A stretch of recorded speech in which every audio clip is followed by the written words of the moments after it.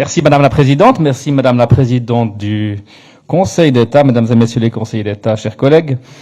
Ma question porte sur les tests de la personnalité faits à la HESSO, un reportage fait par la RTS au téléjournal sur des tests de personnalité réalisés par une entreprise externe pour l'admission des étudiants à la HESSO Santé nous apprend que ces tests contiennent des questions pour le moins farfelues et déroutantes. Exemple, en tant que piéton, avez-vous déjà traversé au feu rouge ?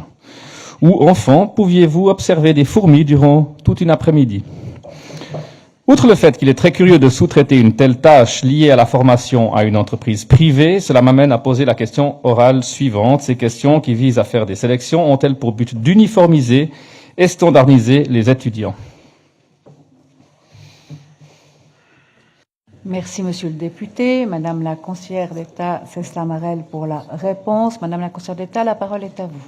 Merci, Madame la Présidente, Mesdames et Messieurs les députés, Monsieur le député. Vous le savez, dans le cadre de la HESSO, les filières de santé en ergothérapie, nutrition et diététique, ostéopathie, physiothérapie et sage-femme sont régulées du fait qu'il y a un nombre limité de places de formation pratique disponibles, puisque cela se fait sous l'angle des stages. La décision de réguler les admissions d'une filière est de la compétence du comité gouvernemental de la HESSO. Quant à l'organisation et la mise en place de la procédure, elle relève quant à elle du rectorat. La régulation prend la forme d'un ensemble de tests informatisés visant à déterminer la compréhension de données scientifiques, les dimensions intellectuelles et la capacité de jugement. Les épreuves de la régulation ne se réduisent dès lors pas à un test de personnalité.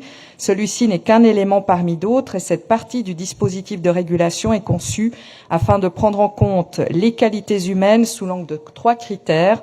D'abord l'efficience intellectuelle, ensuite les ressources émotionnelles, les représentations professionnelles enfin. Le test de personnalité a été développé par des spécialistes en psychologie de sélection et conseil, et ce en collaboration avec le domaine santé de la HESSO. Les questions posées ne portent pas directement sur les compétences professionnelles recherchées pour les futurs métiers, c'est vrai, bien qu'elles soient conçues pour évaluer la personnalité et le profil du candidat par rapport au domaine de la santé. Alors, pour répondre précisément à votre question, non, Monsieur le député, le but n'est pas d'uniformiser ou de standardiser les étudiants. La régulation n'a pas pour but de vérifier le niveau de connaissances scolaires ou de pratiques professionnelles antérieures, ces dernières étant considérées comme acquises. Elle n'a pas non plus pour objectif d'uniformiser les étudiants qui vont suivre cette filière de formation.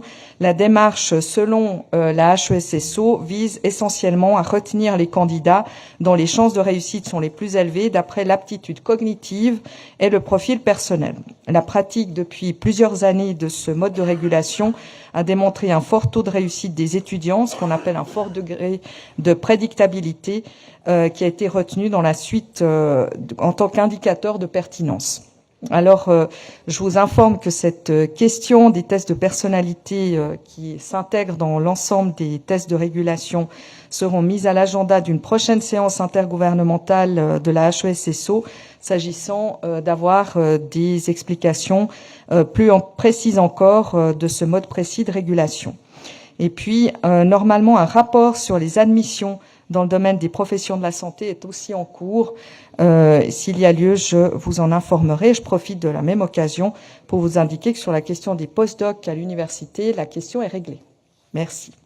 Merci, Madame la conseillère d'État. Monsieur le député, pour une brève question complémentaire, je vous donne la parole.